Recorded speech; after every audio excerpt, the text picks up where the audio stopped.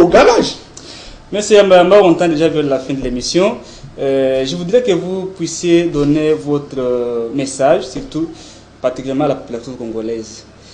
La population congolaise en général et la population rurale en particulier. Parce que l'ancien chef de l'État, le feu M. Laurent Kabila, avait dit autrefois que la population congolaise devait se prendre en charge.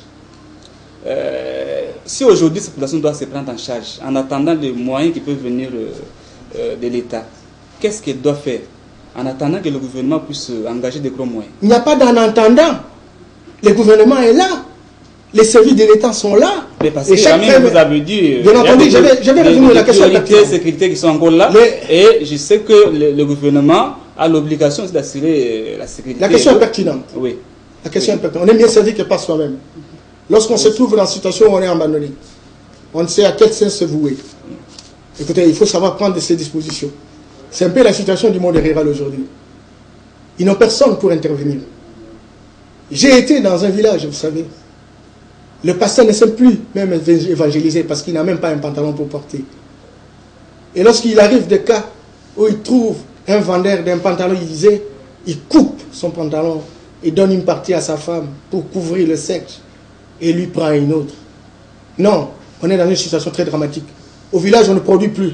Vous pouvez faire une grande distance. Je prends l'exemple de l'Équateur.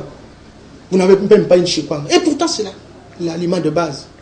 Et quand vous posez la question aux gens, mais pourquoi vous ne produisez même pas la chikwang? Ils disent, nous allons produire la chikwang comment? Qui va acheter? Les véhicules n'arrivent même plus ici. Et ça fait des années que les enfants n'ont plus vu les véhicules. Nous allons vendre chic. Parce qu'on a besoin même d'un 50 francs. Il n'y en a pas. Et lorsque vous donnez à quelqu'un 10 francs, il en fait une fête toute la journée. Non, la situation est très dramatique, chers collègues, chers journalistes. Je crois que l'Afrique a trop badiné. L'Afrique n'a pas pris au sérieux ses responsabilités. La pauvreté aujourd'hui, le terrain de prédilection de toutes les puissances d'argent aujourd'hui, c'est l'Afrique. J'allais dire l'Afrique subsaharienne. Parce que l'Afrique maghrébine est en train d'avancer. Aujourd'hui, plus que jamais. Il faut que les dirigeants de la République, je termine par là, il faut que les dirigeants de la République prennent conscience. Votre mot de la fin pour l'émission, on est déjà à la fin. Oui, c'est là justement qu'on a trop badiné, on a trop dansé, on a trop chanté. Nous sommes discrédités au point de croire que la race noire est dotée d'une incompétence congénitale. Non, ce n'est pas le cas. Il faut travailler dur. Jésus-Christ était fils de Dieu. Il était Dieu. Il aurait pu nous amener au paradis. Il ne l'a pas fait. Il nous a montré le chemin. Il dit, quiconque qui suit ce chemin arrive au paradis.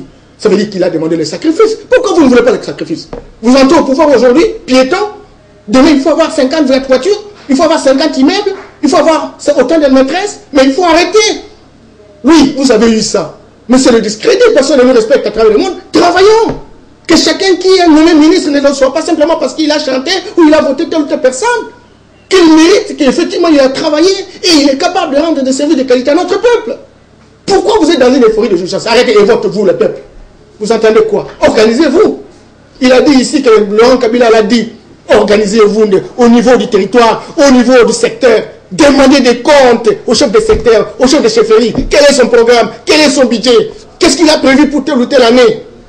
Quels sont les résultats? Qu'est-ce qu'il reste à faire? Qu'est-ce qu'il a fait de l'argent qu'il a reçu du gouvernement de central ou du gouvernement provincial? Et à différents niveaux d'atterrissage, si nous nous prenons en charge, nous prenons nos responsabilités pour faire le monitoring de l'action publique, je crois qu'on va relever les défis. Et le vrai défi, c'est de lutter contre la pauvreté de notre peuple.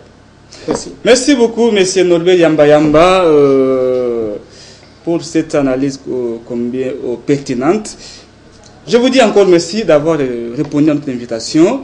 Je rappelle que vous êtes expert consultant en développement durable.